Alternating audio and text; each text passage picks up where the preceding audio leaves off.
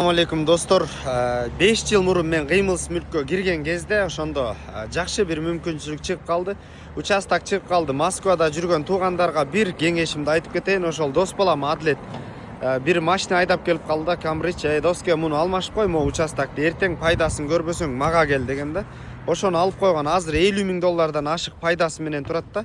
Жаңы кыймылсыз мүлккө кирген кезде анан эмне деп айтчумун туугандар, кыймылсыз мүлк бир эле жолу жаралат, аны эч ким өндүрө албайт, адам заты күн сайын көбөйөт. Ошонун себебинен кыймылсыз мүлк күн сайын кымбаттай берет. Кандай налыбайлы, напчыбайлы көтөрүлүп атат, баасы өсүп атат дебейли да. Ошонун себебинен кимде ким автоун айдап жүрө турган болсо же ашык акчаңар боло турган болсо, Адлет сен дагы айтып коем да бир жолу. Сбербанкка акчаң топтой бербей, дагы кыймылсыз мүлк алып кой, анан дагы рахматың айтасың досум.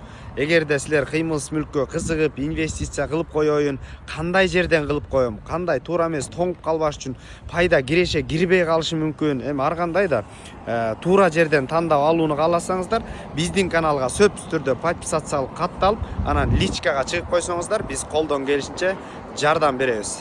Анан достор, бул видео жалаң Кыргызстанда адлеттерге арналат. Адлет деген досторуңуздар менен бөлүшүп коюңуздар.